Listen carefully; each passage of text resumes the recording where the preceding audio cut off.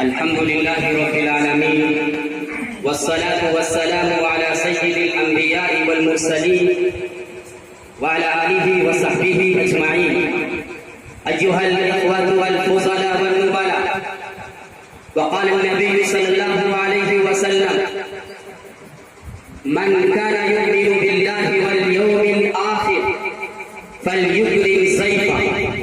سادتي الأكارم، نحن نفرح بغاية من الفرح والفخور والسرور أننا نجد الشيخ في بيننا، واسمه الشيخ راشد سالم العزيز الصادق.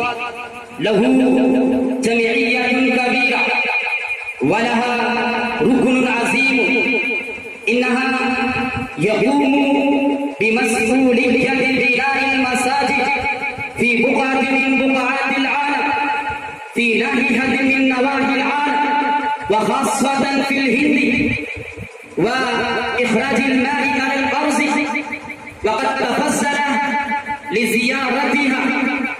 إننا نستقبل استقبالا حارا الذي شرف بقدمه الميمون، وتحمل مشاق السفر، وتجشم متاعبه في سبيل الحصول إلى هذه الدار الكريمة.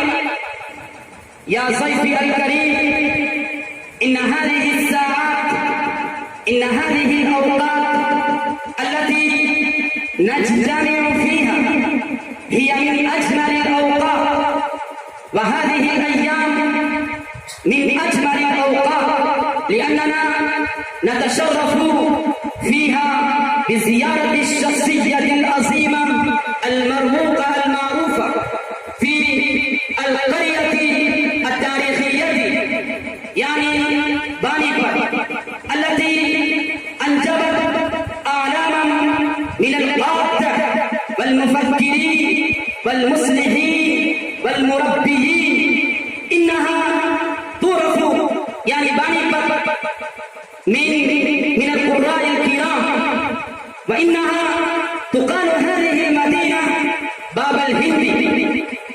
وعميد هذه الجامعة الأستاذ المفتي شرافة حسين المفتاحي حفظ الله ورعه، وله خدمات جليلة في ولاية هريانة، وله أثر جميل في بقعة من بقعاتها، وإنه يقوم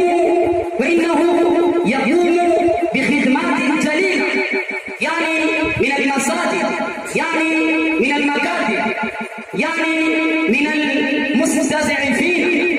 إخوتي الأكارم، وأننا أريد أن أبدأ هذه الحفلة بتلاوة القرآن الكريم محمد صفر، أن يعطي